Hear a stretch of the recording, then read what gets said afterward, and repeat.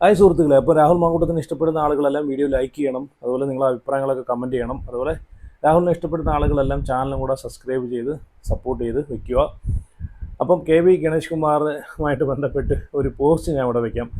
Anu RT അതിനുമ്പോൾ എന്തൊക്കെയായിരുന്നു American കത്തി, machine കണ്ണ്, ഒലക്കയുടെ മൂട്, രാഹുലിനെതിരെ വെല്ലുവിളിച്ച ഗണേഷ് കുമാറിൻ്റെ അവസ്ഥ അല്ലേ, വെള്ളത്തിൽ വീണ പൂച്ചയുടെ അവസ്ഥ പോലെ ആയിപ്പോയി. നമ്മൾ കണ്ടതാണ് കഴിഞ്ഞ ദിവസം. എനിക്കൊന്ന് പുള്ളി രണ്ട് പെഗൊക്കെ അടിച്ചിട്ടാണ് വന്നിരുന്ന് മറുപടി കൊടുത്തതെന്ന് തോന്നുന്നത്. ആ രീതിയിലുള്ള മറുപടിയാണ്. കാരണം ഗണേഷ് കുമാറിൻ്റെ കിളിയൊക്കെ പോയി റിലേയൊക്കെ പോയി പുള്ളി കരയുന്ന രീതിയിലായിപ്പോയി. കാരണം അതല്ലേ രാഹുൽ മാങ്കൂട്ടം ഫേസ്ബുക്കിനകത്ത് പോസ്റ്റ് വരിട്ടിട്ട്, കരയല്ലേ ഗണേഷ് കുമാർ മന്ത്രിന്ന്. ഇത്രയും ഒരു ചെറിയൊരു കാര്യം വന്നപ്പോഴത്തേക്ക് ഇങ്ങനെ ഇമോഷണൽ ആവുകയാണെങ്കിൽ ഇനി വലിയ കാര്യങ്ങൾ വരുമ്പോഴത്തേക്ക് ഇനി എന്താവും അവസ്ഥയെന്ന് ഉള്ളൊരു സൂചനയാണത്.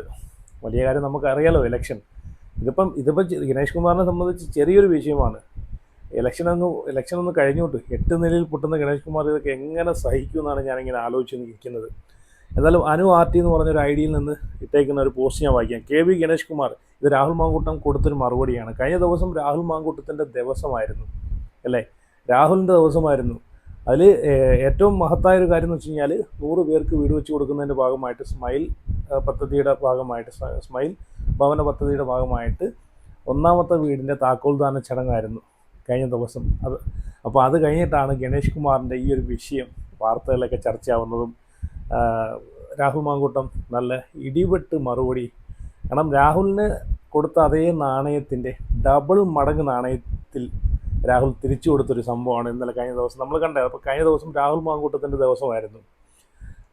ഗണേഷ് കുമാർ അദ്ദേഹത്തിൻ്റെ പ്രണയമൊക്കെ അവിടെ നിൽക്കട്ടെ. ഗണേഷ് കുമാർ ഇതിനെപ്പറ്റി ചോദിച്ചപ്പോഴത്തേക്ക് എനിക്ക് ഒരുപാട് പ്രണയമുണ്ട്, എനിക്ക് 150 പ്രണയമുണ്ട്, എന്നെ ഒരുപാട് ആളുകൾ പ്രണയിക്കുന്നു, അതൊക്കെ എൻ്റെ വ്യക്തിപരമായിട്ടുള്ള കാര്യങ്ങളാണ്, രാഷ്ട്രീയം വേറെ വ്യക്തിപരമായിട്ടുള്ള കാര്യങ്ങൾ വേറെ എന്ന് പറഞ്ഞ് ഇതിനകത്ത് എന്ത് നിലപാടാണ് ഗണേഷ് കുമാറിനുള്ളതെന്നാണ് ഞാനിങ്ങനെ ആലോചിക്കുന്നത്. അപ്പം ഗണേഷ് കുമാർ അദ്ദേഹത്തിൻ്റെ പ്രണയമൊക്കെ അവിടെ നിൽക്കട്ടെ, അത് അദ്ദേഹത്തിൻ്റെ സ്വാതന്ത്ര്യം. പക്ഷേ അദ്ദേഹം KSRTC മന്ത്രിയല്ലേ, അല്ലാതെ KSRTC ബസ് അല്ലല്ലോ അല്ലേ ഗണേഷ് കുമാറെ. കൈ കാണിക്കുന്ന സ്ഥലത്തു നിന്നൊക്കെ ആളുകളെ വിളിച്ചു കയറ്റാൻ രാഹുൽ മാങ്കൂട്ടത്തിൽ. അപ്പം അവിടെ ഒരു സ്മൈലിയുടെ ഒരു ഇമോജി കൊണ്ട് ഇട്ടിട്ടുണ്ട് കേട്ടോ.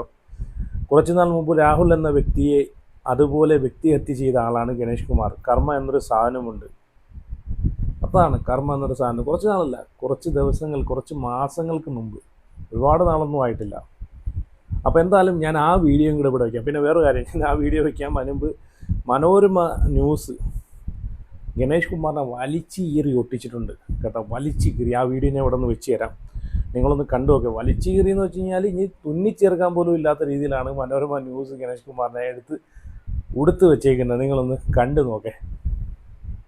സ്ത്രീകളോട് സ്ത്രീ സുരക്ഷയെ പറ്റി വേണ്ടുവോളം സംസാരിക്കുന്ന ആളാണ് കേട്ടോ മന്ത്രി ഗണേഷ് കുമാർ. അതായത് ഈ രാഹുൽ മാങ്കൂട്ടത്തിൽ വിഷയത്തിലൊക്കെ അങ്ങനെ ഒരു പ്രതികരണം ഗണേഷ് കുമാർ നടത്തിയിരുന്നു. ആ പ്രതികരണം ഈ ഘട്ടത്തിൽ വളരെ പ്രധാനപ്പെട്ടതാണ്. എന്താണ് നമുക്ക് നോക്കാം. സ്ത്രീകളോട് ബഹുമാനം വേണമെന്ന പക്ഷക്കാരനാണ് മന്ത്രി ഗണേഷ് കുമാർ. MLA അധപ്പതനം എന്നായിരുന്നു കേസിലാകപ്പെട്ട രാഹുൽ മാങ്കൂട്ടത്തിനെതിരെ ഗണേഷ് കുമാർ പറഞ്ഞത്. മറ്റൊരവസരത്തിൽ ചെറുപ്പക്കാർക്ക് മന്ത്രി നൽകിയ ഉപദേശം കൂടി ഒന്ന് കേൾക്കാം. ഓരോരുത്തർ കാണിക്കുന്ന വൃത്തികേടുകൾ ഇപ്പൊ എല്ലാവർക്കും ആഗ്രഹം, ഒരാളെ പിടിച്ചുകൊണ്ട് ജയിലിൽ ഇട്ടിട്ടുണ്ട്, അയാൾക്ക് ജാമ്യം കിട്ടുമെന്ന് അറിയാനുള്ള വലിയ ആകാംക്ഷയിലാണ്. അയാൾ എങ്ങനെയെങ്കിലും ഇറക്കി കൊണ്ടുപോകണമെന്നാണ്. അധപ്പതനം എന്നല്ലാതെ എന്ത് പറയാൻ. കോൺഗ്രസിന് അന്തസ്സുണ്ടെങ്കിൽ അയാളോട് MLA സ്ഥാനം രാജിവെക്കുമെന്ന് വേണം. ഞങ്ങൾ പുറത്താക്കി, ഇനി അയാൾ ഏത് കയ്യാലെ ചാടിയാലും കുഴപ്പമില്ല എന്ന് വിചാരിക്കുന്നത് ശരിയല്ലല്ലോ. അയാളെ പുറത്താൻ പറയൂ. ഞങ്ങളുടെ കെയറോഫിൽ കിട്ടിയ ഈ MLA സ്ഥാനം രാജിവെക്കൂ എന്ന് പറയാൻ ഒരു കോൺഗ്രസ് നേതാവിന് ധൈര്യമാണ്. എന്തോ ഒരു പേടിയുണ്ട്, എന്തോ ഒരു സാധനം ഉണ്ട്. നമ്മളിതൊന്നും കണ്ട് ഇളകേണ്ട കാര്യമില്ല. ഞാൻ പറഞ്ഞ പോലെ അച്ഛൻ പറഞ്ഞില്ല, എൻ്റെ അച്ഛൻ മരിക്കും പറയായിരുന്നു 10-20 ദിവസത്തെ കാര്യമുള്ളൂ. ഇപ്പോൾ എന്താണെന്നുള്ളതാണ് സത്യം. ഇവിടെ രാഹുലിനെ കുറ്റം പറയാൻ ഗണേഷ് കുമാറിന് എന്ത് യോഗ്യതയാണുള്ളത് അല്ലേ, എന്ത് യോഗ്യതയാണുള്ളത്. സ്വന്തം കാലിൽ മന്ത് മറച്ചു വെച്ചിട്ട് മറ്റൊരാളുടെ കാലിൽ മന്ത് കണ്ടുപിടിച്ചിട്ട് നീ മന്തുള്ള ആളാണെന്ന് പറഞ്ഞു നടക്കുമ്പോൾ സ്വന്തം കാലിൻ്റെ മന്തിൻ്റെ വ്യാപ്തി എത്രത്തോളം ഉണ്ടെന്ന് തിരിച്ചറിയാൻ പറ്റാതായിപ്പോയി ഗണേഷ് കുമാർ മന്ത്രി. അപ്പോൾ എന്തായാലും നിങ്ങൾ പറഞ്ഞല്ലോ, അധപ്പതനം അല്ലാതെ എന്ത് പറയാൻ. അന്തസ്സുണ്ടെങ്കിൽ ഭരണപക്ഷം ഗണേഷ് കുമാറിനോട് രാജിവെച്ച് പുറത്തു പോകാൻ പറയുക, അതാണ് വേണ്ടുന്നത് അല്ലേ. ഓക്കെ, ഇനി ഞാൻ ഒരു വീഡിയോയും കൂടെ, ഇതും മനോരമ ന്യൂസ് ചാനലെടുത്ത് വലിച്ചേറി ഒട്ടിച്ചൊരു വീഡിയോ ആണ്, പഴയൊരു വീഡിയോ. സ്ത്രീ സുരക്ഷയെ പറ്റിയിട്ട് പറയുന്ന ഗണേഷ് കുമാറിൻ്റെ വാതോരാതെ സംസാരിക്കുന്ന ഡയലോഗ്സുകൾ, എന്താ അല്ലേ സ്ത്രീ സുരക്ഷയുമായിട്ട് ബന്ധപ്പെട്ട് നമ്മൾ കണ്ടതാണ്. ഭരണപക്ഷത്തിൻ്റെയും മുഖ്യമന്ത്രിയുടെയൊക്കെ എന്തൊരു ഊർജ്ജസ്വലമായിട്ടുള്ള വാക്കുകളാണ് സ്ത്രീ സംരക്ഷണവുമായിട്ട് ബന്ധപ്പെട്ട് അല്ലേ. അപ്പോൾ ഈ ഒരു വിഷയത്തിൽ എന്തുകൊണ്ട് മുഖ്യമന്ത്രി പോലും ഒരു നിലപാടെടുക്കുന്നില്ല, മുഖ്യമന്ത്രി പോലും മൗനം കാണിക്കുന്നു. രാഹുൽ മാങ്കൂട്ടം എന്ന് പറഞ്ഞൊരു വ്യക്തിക്കെതിരെ ഒരു ആരോപണം വന്ന സമയത്ത് എന്തൊക്കെയായിരുന്നു. വിത്തിൻ 24 hours പോലീസിനെ വിട്ടിട്ട് പോയി അറസ്റ്റ് ചെയ്യുന്ന ഒരു കൊടും ക്രിമിനലിനെ പിടിച്ചുകൊണ്ട് പോകുന്ന രീതിയിൽ അറസ്റ്റ് ചെയ്തുകൊണ്ട് പോകുന്നു. അപ്പോൾ ഈ വിഷയത്തിൽ ഇതൊന്നും കാണുന്നില്ല. പരാതി കൊടുത്തിട്ട് പോലും ഗണേഷ് കുമാറിൻ്റെ വൈഫ് പരാതി കൊടുത്തിട്ട് പോലും ആ പരാതി പോലീസ് അവിടെ ചെന്നപ്പോഴത്തേക്ക് ഈ ഇതിൽ കേസെടുക്കണ്ട എന്ന് പറഞ്ഞിട്ട് തിരിച്ചു പിടിപ്പിച്ചു പോലീസിനെ കൊണ്ട്. നോക്കിക്കോണം തിരിച്ചു പിടിപ്പിച്ചു. അതാണ്. അപ്പം എന്നാലും ഇപ്പോൾ പുള്ളിക്കാരൻ്റെ വൈഫ് പറഞ്ഞിട്ടുണ്ട് എനിക്ക് പരാതിയൊന്നും ഇല്ലെന്ന് പറഞ്ഞിട്ടുണ്ട്. പക്ഷേ ഇതിൻ്റെ പുറമെ ഗണേഷ് കുമാർ വിളിച്ച് സോറി പറഞ്ഞ് എന്നൊക്കെ വേണം പറയുന്നത്. അപ്പോൾ ഒന്നിൽ നല്ല രീതിയിലൊരു എമൗണ്ട് കൊടുക്കാമെന്ന് പറഞ്ഞാണ്, അല്ലെങ്കിൽ എന്തെങ്കിലുമൊക്കെ ഇതിനകത്തൊരു ഡീല് നടത്തി അതൊക്കെ സോൾവ് ചെയ്യാനാണ് കാര്യം, അല്ലാതെ വേറൊന്നുമല്ല. അപ്പോൾ എന്തായാലും ഇങ്ങനൊരു സ്വന്തം വൈഫ് തന്നെ പുള്ളിക്കാരന് ഇത്രയും ഒരു ഗുരുതരമായിട്ടുള്ളൊരു പരാതി കൊടുക്കുമ്പോഴത്തേക്ക് ഇനി ഈ ഒരു മന്ത്രിസ്ഥാനത്തിരിക്കാൻ ഒട്ടും യോഗ്യതയല്ല, പുറത്തു പോകണം, അതാണ് വേണ്ടുന്നത്.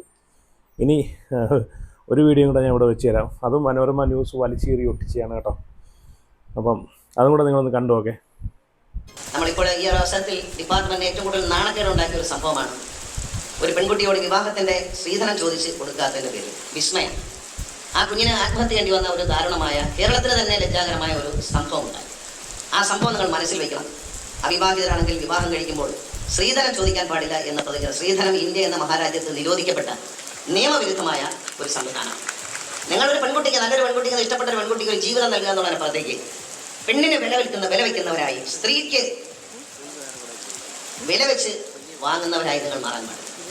നിങ്ങൾ കുറച്ച് പൈസയും തന്ന് ഒരു പെൺകുട്ടിയെ ഏൽപ്പിച്ചാൽ, ഞാൻ ഒരാൾക്ക് കുറച്ച് പൈസയും കൊടുത്ത് ഒരു പശുവിനെ വാങ്ങിച്ചു കൊടുക്കുന്ന പോലെ ഒരു ജീവിയായി സ്ത്രീയെ കാണാൻ പാടില്ല. സ്ത്രീയുടെ ആ ഒരു ബഹുമാന്യത നിലനിർത്തിക്കൊണ്ട് നിങ്ങൾ സ്ത്രീധനം വാങ്ങുകയില്ല എന്നുകൂടി ഈ പ്രതിജ്ഞാവാദത്തിൽ ചൊല്ലിത്തരേണ്ടതാണ്. പറയേണ്ട കാര്യമില്ല, അതൊരു നിയമവിരുദ്ധമായ കാര്യമാണ്. അതിൽ ചെറുപ്പക്കാരായ നിങ്ങൾ സ്നേഹത്തോടെ ഞാൻ പറയുന്നു, മാതൃകയാകുക. കേട്ടല്ലോ. ഇതൊക്കെ സ്വന്തമായിട്ട് തന്നെ ഒരു 10-15 വട്ടം ഒരു ഹെഡ്സെറ്റ് കുത്തിയിട്ട് സ്വന്തമായിട്ട് തന്നെ കേൾക്കുന്നതായിരിക്കും നല്ലത്. കേട്ട് എന്താണ് സ്ത്രീ സുരക്ഷ എന്നൊക്കെ മനസ്സിലാക്കി വെക്കുന്നതായിരിക്കും നല്ലത്. കാരണം ഇതൊക്കെ ജനങ്ങൾ പറഞ്ഞു കഴിഞ്ഞാൽ പിന്നെ ജനങ്ങൾ കുറ്റക്കാരനായി. അതാണ് ഇതിനകത്തുള്ള വിഷയങ്ങൾ. അതുകൊണ്ട് സ്വന്തമായിട്ട് തന്നെ ഒരു ഹെഡ്സെറ്റ് തിരികെ കയറ്റി ഈ പറഞ്ഞേക്കുന്ന കാര്യം സ്വന്തം വായിൽ നിന്ന് വീഴുന്ന, അല്ലെങ്കിൽ വായിൽ നിന്ന് പറഞ്ഞേക്കുന്ന കാര്യങ്ങൾ തന്നെ ഒരു 10-15 വട്ടം ഹെഡ്സെറ്റ് വെച്ച് കേട്ടൊന്ന് മനസ്സിലാക്കുക കേട്ടോ, ഒന്ന് വിലയിരുത്തുക. പിന്നെ ഈ ഒരു പരാതി വന്നതിന് ശേഷം ഗണേഷ് കുമാറിൻ്റെ ഒരു മറുപടി ഉണ്ടായിരുന്നു. 112 വിളിച്ച് എന്ത് വട്ടത്തരം വേണമെങ്കിലും പറയാം, ഏത് വട്ടന്മാർക്ക് വേണമെങ്കിലും എന്ത് വേണമെങ്കിലും പറയാമെന്നാണ് പറയുന്നത്. അത് ഈ പറഞ്ഞിട്ടുള്ള ജനങ്ങളെയും ഈ പറഞ്ഞിട്ടുള്ള സർക്കാരിനെയും ആക്ഷേപിക്കുന്ന രീതിയിലുള്ളൊരു സംസാരമായിരിക്കും. 112 വിളിച്ച് തലയ്ക്ക് വട്ടമുള്ള ആളുകളാണോ 112 വിളിച്ച് പരാതി പറയുന്നത്? ഒരു സ്ത്രീ തനിക്ക് ഉണ്ടായിട്ടുള്ളൊരു ദുരനുഭവം 112 വിളിച്ച് പറയുമ്പോഴത്തേക്ക് അത് ആ സ്ത്രീകളെല്ലാം അടച്ചാക്ഷേപിക്കുന്ന രീതിയിൽ വിളിക്കുന്നവരെല്ലാം വട്ടന്മാരാണ്, ആർക്ക് വേണമെങ്കിലും എപ്പോൾ വേണമെങ്കിലും വിളിക്കാമെന്ന് പറയുന്നതിനകത്ത് എന്ത് സ്ത്രീ സുരക്ഷയാണെന്നുള്ളത് അല്ലേ? അപ്പോൾ എന്തായാലും ഞാൻ രാഹുൽ മാങ്കൂട്ടം ഇതിനെതിരെ പറഞ്ഞിട്ടുള്ള കുറച്ച് മറുപടികളുണ്ട്, അതും കൂടെ ഞാൻ ഇവിടെ ഒന്ന് വെച്ച് തരാം. നിങ്ങളൊന്ന് കേട്ട് നോക്കണേ. രാഹുൽ മാങ്കൂട്ടത്തിൻ്റെ മാസ് മറുപടികളാണ്. എന്തായാലും രാഹുലിൻ്റെ ദിവസമായിരുന്നു കഴിഞ്ഞ ദിവസങ്ങൾ. ഗണേഷ് കുമാറിനെ വലിച്ചു കീറി ഒട്ടിച്ചെന്ന് വേണമെങ്കിൽ പറയാം. കാരണം അതാണ് ഞാൻ പറഞ്ഞത്, അങ്ങോട്ട് കൊടുത്ത നാണയത്തിൻ്റെ ഇരട്ടി തിരിച്ചു കൊടുക്കുന്നൊരു കാഴ്ചയാണ് നമ്മൾ കഴിഞ്ഞ ദിവസം കണ്ടത്. എന്തായാലും രാഹുലിന് കഴിഞ്ഞ ദിവസം ചാകരയായിരുന്നു. ശ്രീ ഗണേഷ് കുമാർ എന്നെ പറ്റി പറഞ്ഞു, ഞാൻ അദ്ദേഹത്തെ പറ്റി ആരോപണങ്ങളൊക്കെ ഉന്നയിക്കാൻ എന്ത് യോഗ്യതയുള്ളത്. ശ്രീ ഗണേഷ് കുമാറിനെ പറ്റി എന്തെങ്കിലും ആരോപണം ഉന്നയിക്കാൻ ഏറ്റവും യോഗ്യതയുള്ളത് ഞങ്ങളുടെ നേതാവായിരുന്ന ശ്രീ ആർ ബാലകൃഷ്ണപിള്ളയാണ്. അദ്ദേഹം ശ്രീ കെ ബി ഗണേഷ് കുമാറിനെ പറ്റി പറഞ്ഞൊരു ആരോപണമുണ്ട്. അദ്ദേഹം പറഞ്ഞത്, എനിക്ക് എൻ്റെ ഭാര്യയെ സംശയമില്ലാത്തത് കൊണ്ട് മാത്രം ശ്രീ കെ ബി ഗണേഷ് കുമാർ എൻ്റെ മകനാണെന്ന് ഞാൻ വിശ്വസിക്കുന്നു എന്ന് പറഞ്ഞിട്ടുള്ള കമന്റിലേക്കൊന്നും ഞാൻ പോകുന്നില്ല. അത്ര അഗ്രസീവാകാൻ ഞാൻ ഉദ്ദേശിക്കുന്നില്ല. പിന്നെ അദ്ദേഹം IVF സെന്ററുകളുടെ കാര്യം പറഞ്ഞു. IVF സെന്ററുകൾ ഏറ്റവും ശക്തമായി പ്രവർത്തിക്കുന്ന പത്തനാപുരത്താണ് എന്ന് ചില അനുഭവസ്ഥർ തന്നെ നിങ്ങളെപ്പോലുള്ള മാധ്യമങ്ങളിലൂടെയൊക്കെ പറഞ്ഞിട്ടുള്ള കാര്യമൊക്കെ നമുക്ക് എല്ലാവർക്കും അറിയാം. ഇവിടെ ഇപ്പോൾ അതൊന്നുമല്ലല്ലോ വിഷയം. എത്ര ഗൗരവതരമായ വിഷയമാണ്. ശ്രീ കെ ബി ഗണേഷ് കുമാർ എന്ന് പറയുന്നത് മറ്റാരെയും പോലെയല്ല. സാധാരണ ഒരാളെ 3 പേരടിക്കുക, ആ 3 പേരടിച്ചതിന്റെ 3 പാടുണ്ടാവുക എന്ന് കേട്ടിട്ടുണ്ടോ? പക്ഷേ ശ്രീ കെ ബി ഗണേഷ് കുമാറിന്റെ ചരിത്രം എന്താണ്? ഒരൊറ്റ അടിയിലെ ഒരു പാടിന് 3 അവകാശികൾ ഉണ്ടായ ആളാണ് ശ്രീ കെ ബി ഗണേഷ് കുമാർ, അല്ലേ? സാധാരണ 3 അടി ഉണ്ടാകാറുണ്ട്. ഇത് ഒറ്റ അടിക്ക് 3 അവകാശികൾ ഉണ്ടായിട്ടുള്ള ആളാണ്. ആ അടിയുടെ പാടിന് 3 അവകാശികൾ ഉണ്ടായിട്ടുള്ള ആളാണ് ശ്രീ കെ ബി ഗണേഷ് കുമാർ. ഇതൊക്കെ കേരളീയ പൊതുസമൂഹത്തിന് നല്ല ബോധ്യമുണ്ട്. ഏതാണെന്നറിയാം, ആ ഫോട്ടോ നമ്മളൊക്കെ കണ്ട് കാണുമല്ലോ. ഇപ്പോഴും ആ ഫോട്ടോയൊക്കെ അവിടെ എവിടെയൊക്കെ കിടന്ന് ഓടുന്നുണ്ട്. എവിടെയൊക്കെ കുറേ ചതഞ്ഞ പാടുകളുമായിട്ട്, അടിയുടെ പാടുകളുമായിട്ട്. അതിൻ്റെ കാര്യമാണ് ഈ പറഞ്ഞത്. ഇപ്പം സംഭവിച്ചുകൊണ്ടിരിക്കുന്നത്, ശ്രീ ഉമ്മൻചാണ്ടി എന്ന് പറയുന്ന മനുഷ്യന്റെ മനസ്സ് എപ്പോഴെങ്കിലും വേദനിച്ചിട്ടുണ്ടെങ്കിൽ അതിന്റെ കൂലിയാണ് എന്ന് ശ്രീ കെ ബി ഗണേഷ് കുമാർ മനസ്സിലാക്കുന്നത് നന്നായിരിക്കും. ഇനി ഗൗരവതരമായ ചോദ്യമുള്ളത്, അത് ശരിയാട്ടോ, ഉമ്മൻചാണ്ടിയുടെ ആ ഒരു മനുഷ്യൻ്റെ ഒരു മനുഷ്യൻ്റെ കണ്ണീരിൻ്റെ അത് അനുഭവിച്ചിട്ട് തന്നെ പോകും. അത് ഇതിന് കൂട്ടുനിന്ന ആരാണെങ്കിലും, ഇനി ഗണേഷ് കുമാർ ആണെങ്കിലും ഇനി വേറെ ആരെങ്കിലും ആണെങ്കിലും, ആ ഒരു നല്ലൊരു മനുഷ്യൻ, അത് അതിനകത്ത് ഇനി വേറെ ഒന്നും പറയാനില്ല. ആ ഒരു മനുഷ്യനെ പൊതുസമൂഹത്തിൽ കൊണ്ടിട്ട് അത്രയും ക്രൂരമായിട്ട് അപമാനിച്ചിട്ട് പോലും ആ മനുഷ്യൻ ആ ഒരു വ്യക്തികളെ പറ്റിയിട്ടും ഈ പറഞ്ഞിട്ടുള്ള മോശമായിട്ടൊന്നും സംസാരിക്കുക, ഒരു വ്യക്തികളോടും വൈരാഗ്യമൊന്നും വെക്കാതെ തന്നെയാണ് അയാൾ മരണത്തിലേക്ക് പോയിട്ടുള്ളത്, അല്ലേ, മരിച്ചു പോയിട്ടുള്ളത്. ആ മനുഷ്യൻ്റെ കണ്ണീരുണ്ടല്ലോ, കണ്ണീരിൻ്റെ ഫലം ഇവരൊക്കെ അനുഭവിച്ച് തന്നെ ഇവിടെ നിന്ന് തന്നെ പോകും. അതൊക്കെയാണ് ഇപ്പം നടന്നുകൊണ്ടിരിക്കുന്നത്. നിങ്ങൾ നോക്കിയേ, ഈ ഒരു സർക്കാർ വന്ന് 10 വർഷം കംപ്ലീറ്റ് ആവുന്ന സമയത്ത് തന്നെ വീണ്ടും ഈ ഒരു ഭരണം മാറുന്നതിന് മുമ്പ് തന്നെ സത്യങ്ങളൊക്കെ പുറത്തോട്ട് വന്നുകൊണ്ടിരിക്കുകയാണ്, അല്ലേ? ഈ സംസ്ഥാനം ഭരിക്കുന്ന സംസ്ഥാന സർക്കാർ ഒരു മെയിലിലൂടെ ഊരും പേരുമില്ലാത്ത, ആരുടേതാണെന്ന് പോലും അറിയാത്ത മെയിലിലൂടെ SIT രൂപീകരിച്ച് അന്വേഷണം നടത്തി ഒരു ഹോട്ടൽ വളഞ്ഞ് ജനപ്രതിനിധിയെ അറസ്റ്റ് ചെയ്യാൻ താല്പര്യപ്പെടുന്ന കേരള പോലീസിന് നേതൃത്വം കൊടുക്കുന്ന കേരളത്തിന്റെ മുഖ്യമന്ത്രി ശ്രീ കൊടുത്ത അതേ നാണയത്തിൽ തന്നെയാണ് തിരിച്ചു കൊടുക്കുന്നത്. രാഹുലിന് കിട്ടിയൊരു അവസരമാണ്. രാഹുൽ മിണ്ടാതിരുന്നായിരുന്നെങ്കിൽ, രാഹുൽ സത്യം പറഞ്ഞാൽ പൊളിച്ചെന്ന് വേണമെങ്കിൽ പറയാൻ കേട്ടോ. രാഹുൽ പറഞ്ഞിട്ടാ, രാഹുലിനെ നമ്മളെല്ലാവരും കണ്ടെയാണ്. രാഹുലിനെ അറസ്റ്റ് ചെയ്യാൻ കാണിച്ച ആ ഒരു തിടുക്കമൊന്നും ഈ ഒരു കേസിനകത്ത് കാണിച്ചില്ലല്ലോ. രാഹുലിനെ രാത്രി 12 മണിക്ക് ഫ്ലാറ്റ് വളഞ്ഞ് അറസ്റ്റ് ചെയ്തുകൊണ്ട് പോകാൻ കാണിച്ച തിടുക്കം, ഈ ഒരു കള്ളപ്പരാതിയുടെ പേരിൽ കാണിച്ച ഒരു തിടുക്കവും ഒരു ആക്രാന്തവും ഈ ഒരു കേസിനകത്ത് നമ്മളാരും കണ്ടില്ല, അല്ലേ? രാഹുലിനെ രാജിവെപ്പിക്കാൻ ആവുന്നേ നോക്കി നടന്നില്ല. ഇപ്പം വീണ്ടും പരാതികൾ കൊണ്ടിട്ടുകൊണ്ടിരുന്നു. അത്രയും 18 ദിവസം നിരപരാധിയായിട്ടുള്ള ഒരാളെ 18 ദിവസം ജയിലിൽ കൊണ്ട് ഇട്ടു. എന്നിട്ട് ക്രൂരമായിട്ട് മാനസികമായിട്ട് തകർക്കാൻ നോക്കി, ഈ രാഷ്ട്രീയത്തിലേക്ക് തിരിച്ചു വരാതിരിക്കാൻ വേണ്ടിയിട്ട്. കൊടുത്ത കൊല്ലത്തും കിട്ടുന്നൊരു ചെല്ലുണ്ട്, അതിപ്പോൾ പത്തനാപുരത്ത് കിട്ടിക്കഴിഞ്ഞു. പിണറായി വിജയനോട് ചോദിക്കാനായിട്ടുള്ളത്, അങ്ങയുടെ ക്ലിഫ് ഹൗസിനോട് വളരെ അടുത്ത് താമസിക്കുന്ന ശ്രീ കെ ബി ഗണേഷ് കുമാറിനെ അറസ്റ്റ് ചെയ്യാൻ അങ്ങയുടെ പോലീസ് എപ്പോഴാണ് പുറപ്പെടുക? എപ്പോഴാണ് ആ മന്ത്രിയുടെ രാജി ചോദിച്ചു വാങ്ങിച്ചതിന് ശേഷം കസേരയിലേക്ക് ചമറഞ്ഞിരുന്നിട്ട് കപ്പിൽ ചായ കുടിക്കുക എന്നൊക്കെ അറിയാൻ കേരളത്തിലെ ജനങ്ങൾക്ക് താല്പര്യമുണ്ട്. ഇതിനകത്ത് വളരെ ഗൗരവതരമായ വിഷയമുണ്ട്. കേരളത്തിന്റെ പൊതുസമൂഹം ചോദിക്കുന്നുണ്ട്. ഇതുപോലുള്ള മറുപടികൾ പറയാൻ ഈ കേരള രാഷ്ട്രീയത്തിൽ നട്ടലുള്ള ആരെങ്കിലും ഉണ്ടോ? നിങ്ങളൊന്ന് പറ. ഒരുത്തനും ഇല്ല. രാഹുൽ മാങ്കൂട്ടത്തിന് കഴിഞ്ഞിട്ടേ ഉള്ളൂ. അണ്ണാക്കിലോട്ട് മറുപടി കൊടുക്കണമെങ്കിൽ രാഹുൽ മാങ്കൂട്ടത്തിന് കഴിഞ്ഞിട്ടേ ഉള്ളൂ. അതാണ് പറഞ്ഞത്. രാഹുൽ മാങ്കൂട്ടം എന്നൊരു വ്യക്തി കേരള രാഷ്ട്രീയത്തിൻ്റെ ആവശ്യം തന്നെയാണ്, അത്യാവശ്യം തന്നെയാണ്. രാഹുലൊക്കെ ഈ ഒരു മുഖ്യമന്ത്രി കസേരയിലേക്ക് വന്നു കഴിഞ്ഞുണ്ടല്ലോ, നമ്മുടെ കേരളത്തിനൊക്കെ എന്തൊരു മാറ്റങ്ങൾ കൊണ്ടുവരാൻ സാധിക്കുമെന്ന് അറിയാവും. എന്തൊരു മാറ്റങ്ങൾ. അഴിമതി, ഏറ്റവും വലിയ കാര്യം വെച്ചാൽ അഴിമതികൾ തുടച്ചു നീക്കാൻ സാധിക്കും. അഴിമതികൾ ബാക്കിയും കൂടെ കേട്ടു. ഓക്കെ, അതിനകത്ത് ആ ആരോപണങ്ങളുടെ കേസ് അന്വേഷിക്കുന്നതിനകത്ത് രാഷ്ട്രീയമുണ്ടോ? ജനങ്ങൾ ചോദിക്കുകയാണ്. ആ ചോദിക്കുമ്പോൾ ഇവരെന്താ മറുപടി പറയാൻ പോകുന്നത്? ശ്രീ കെ ബി ഗണേഷ് കുമാറിനെ പോലെ നിരന്തരമായ ആരോപണങ്ങൾ ഏറ്റുവാങ്ങുന്ന ഒരു സീരിയസ് ആയിട്ട് ആരോപണങ്ങൾ കേൾക്കേണ്ടി വരുന്ന ഒരു ഹാബിച്വൽ ഒഫൻഡർ, അദ്ദേഹത്തിനെതിരായിട്ട് അദ്ദേഹത്തിന്റെ ഭാര്യ വളരെ ഗൗരവതരമായ ഒരു ആരോപണം ഉന്നയിക്കുന്നു. അത് മാധ്യമങ്ങളോട് ഉന്നയിക്കുകയല്ല. അവര് ഈ സംസ്ഥാനത്തിനകത്ത് ഈ രാജ്യത്തിനകത്ത് തന്നെ എല്ലാ സ്ത്രീകൾക്കും വിശ്വാസത്തോടു കൂടി പരാതി പറയുവാൻ കഴിയുന്ന കൺട്രോൾ റൂം നമ്പർ, അല്ലെ, 112ലേക്ക് അവർ വിളിക്കുന്നു. ആ വിളിക്ക് എന്ത് പരിഹാരമുണ്ടായി കേരളത്തിന്റെ മുഖ്യമന്ത്രി പറയണം. 2, അതിനെ തുടർന്ന് SP ആ വിഷയത്തിനകത്ത് ഇടപെട്ടിട്ട് എന്ത് മറുപടി ഉണ്ടായി, എന്ത് തീരുമാനം ഉണ്ടായി എന്ന് SP പറയണം. ഇന്ന് അവർ എന്ന് വെച്ച് കഴിഞ്ഞാൽ രാഹുലിന്റെ കേസിനകത്ത് നമ്മൾ കണ്ടയാണ്, മാധ്യമങ്ങളെ വിളിച്ചിരുത്തിയിട്ട് അതിനകത്താണ് ഈ പറഞ്ഞിട്ടുള്ള പരാതികൾ അവതരിപ്പിക്കുന്നത്. പക്ഷേ ഇവർ ഈ ഗണേഷ് കുമാറിൻ്റെ രണ്ടാമത്തെ ഭാര്യ എന്താണ് ചെയ്തത്? 112ലേക്ക് വിളിച്ചിട്ടാണ് പരാതി കൊടുത്തിരിക്കുന്നത്. അപ്പോൾ ആ 2 പരാതിയുടെയും വാസ്തവങ്ങൾ എന്താണെന്ന് നമുക്ക് ഇതിലൂടെ തന്നെ മനസ്സിലാക്കാവുന്നതാണ്. അതാണ് രാഹുൽ മാങ്കൂട്ടം ഇവിടെ ക്ലിയർ ആയിട്ട് പറഞ്ഞു തരുന്നത്.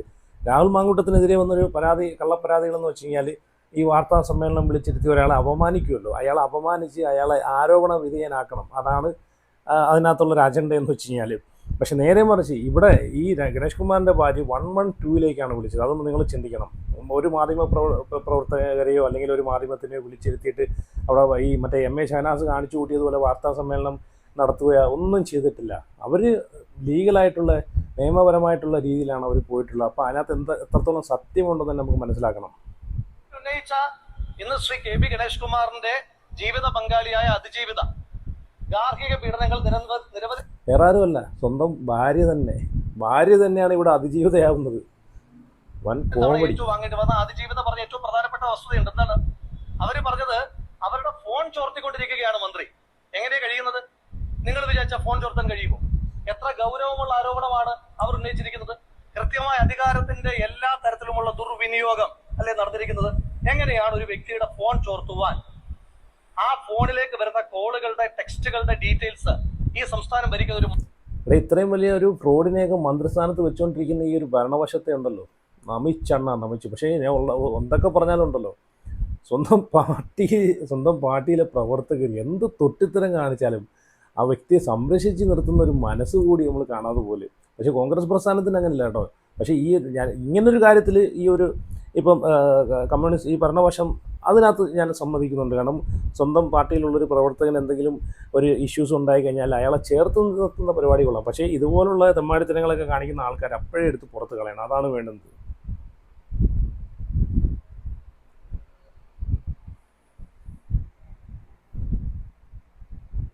ഒരു മന്ത്രിക്ക് അറിയാനുള്ള സംവിധാനം എന്താ? അങ്ങനെയാണോ എല്ലാ മന്ത്രിമാരും പ്രവർത്തിക്കുന്നത്? അറിയാൻ കേരളീയ പൊതുസമൂഹത്തിന് താല്പര്യമുണ്ട്. ഇനി മറ്റൊരു ഗൗരവതരമായ വിഷയം അവർ തന്നെ പറയുന്നുണ്ട്, ഈ അതിജീവിതം തന്നെ പറയുന്നുണ്ട്, ബഹുമാനപ്പെട്ട കേരളത്തിന്റെ മുഖ്യമന്ത്രിയുടെ മകളെ അവർ വിളിച്ചിരുന്നു. ഞാൻ ചോദിച്ചോട്ടെ, ഇത്ര ഗൗരവത്തിലുള്ള ഒരു വിഷയത്തിനകത്ത് പരാതി പറഞ്ഞുകൊണ്ട് കേരളത്തിന്റെ മുഖ്യമന്ത്രിയുടെ മകളെ വിളിച്ചിട്ട് പറഞ്ഞിട്ടില്ലേ? ഇത്രയും ഗൗരവമായിട്ടുള്ളൊരു വിഷയമാണ്. മുഖ്യമന്ത്രിയുടെ മകളെ വിളിച്ചു പോലും പരാതി പറഞ്ഞു. എന്നുവെച്ചാൽ സ്വന്തം പാർട്ടിയിലെ സ്വന്തം പ്രസ്ഥാനത്തിനുള്ള ഒരു മന്ത്രി തൻ്റെ രണ്ടാമത്തെ ഭാര്യയോട് കാണിച്ചു കൂട്ടിയ കോപ്രായങ്ങളും തൻ്റെ ഭാര്യയെ വഞ്ചിച്ച് മറ്റൊരു പറഞ്ഞില്ലേ, വാളകത്തുള്ള കുടുംബ വീട്ടിൽ പോകുന്ന സമയത്ത് മറ്റൊരു സ്ത്രീയുമായിട്ട് കാണാൻ പറ്റാത്ത രീതിയിലുള്ള കാഴ്ചകളൊക്കെ അവിടെ കണ്ടെന്നാണ്. അതിലൂടെ തന്നെ നമുക്ക് മനസ്സിലാക്കാം എന്താണ് അവിടെ കണ്ടതെന്ന്. കൂടുതൽ നമ്മൾ ഞാൻ എക്സ്പ്ലെയിൻ ചെയ്യേണ്ട കാര്യമില്ല. നിങ്ങൾക്ക് ചിന്തിച്ചാൽ മതി എന്താണ് സംഭവം. അപ്പോൾ അതെല്ലാം ഇവർ വീഡിയോ എടുത്ത് ഇവരെ കയ്യിൽ ഫോട്ടോസും കാര്യങ്ങളെല്ലാം തെളിവ് ഉൾപ്പെടെ ഒരുപാട് ഫോട്ടോസ് ഉണ്ടെന്നാണ് പറയുന്നത്. ഇവർ അപ്പം അത് നശിപ്പിക്കാനെ കൊണ്ട് ഡ്രൈവറെ വിട്ടു ഇവരെ ഉപദ്രവിക്കാനൊക്കെ നോക്കിയെന്നൊക്കെ ഇതിനകത്ത് പറയുന്നുണ്ട്. ഉണ്ടായത് എന്ന് കേരളത്തിന്റെ മുഖ്യമന്ത്രി പറയണം, കേരളത്തിന്റെ ആഭ്യന്തര വകുപ്പ് പറയണം, പോലീസ് സംവിധാനം പറയണം. ഇനി ശ്രീ KB ഗണേഷ് കുമാറിനോടുള്ള പ്രത്യക്ഷത്തിലുള്ള ചോദ്യം അദ്ദേഹം മറുപടി പറഞ്ഞതിന് ശേഷം ബാക്കി ഞാൻ പറയാം. അദ്ദേഹം പറഞ്ഞല്ലോ അദ്ദേഹത്തിന് ധാരാളം പ്രണയങ്ങൾ ഉണ്ട് എന്ന്. അദ്ദേഹത്തിന് എത്ര പ്രണയങ്ങൾ ഉണ്ടാകുന്നു നമ്മുടെ വിഷയമല്ല. ഞാൻ സാധാരണ ഇത്തരത്തിലുള്ള ഒരു മനുഷ്യന്റെയും വ്യക്തിപരമായ ജീവിതത്തിലേക്ക് കടന്നുകയറ്റം ഒരു കാലഘട്ടത്തിൽ നടത്തിയിട്ടില്ലാത്ത ഒരാളാണ്. അതെല്ലാം പോകട്ടെ, അതെല്ലാം ചരിത്രത്തിന്റെ ഭാഗമായിട്ട് അവിടെയുണ്ട്. പക്ഷെ ഞാൻ ചോദിക്കുന്നു, ശ്രീ KB ഗണേഷ് കുമാർ ഉമ്മൻചാണ്ടിയുടെ കാര്യമാണ് ഇവിടെ സൂചിപ്പിച്ചത്. അദ്ദേഹത്തിന്റെ പ്രണയത്തെ അങ്ങനെ നിൽക്കട്ടെ, നമുക്ക് അതിനകത്തൊക്കെ അദ്ദേഹത്തിന്റെ സ്വാതന്ത്ര്യം. പക്ഷെ അതേ KSRTC മന്ത്രിയല്ലേ, അല്ലാതെ KSRTC ബസ്സൊന്നും അല്ലല്ലോ കൈ കാണിക്കുന്ന സ്ഥലത്തു നിന്നൊക്കെ ആളുകളെ വിളിച്ച് കയറ്റാനായിട്ട്. ഞാൻ ചോദിക്കുന്നത്, അദ്ദേഹം ഞാൻ പ്രണയമാണെന്ന് പറയുമ്പോഴും അന്നുണ്ടായ സംഭവങ്ങളുടെ പശ്ചാത്തലത്തിൽ ഇനി എത്ര പ്രണയമാണ് എന്ന് പറഞ്ഞാലും അത് അനുവദിക്കപ്പെടാത്ത രീതിയിലുള്ള ഒരു നിയമവിരുദ്ധ പ്രവൃത്തി അന്നുണ്ടായിട്ടുണ്ടോ?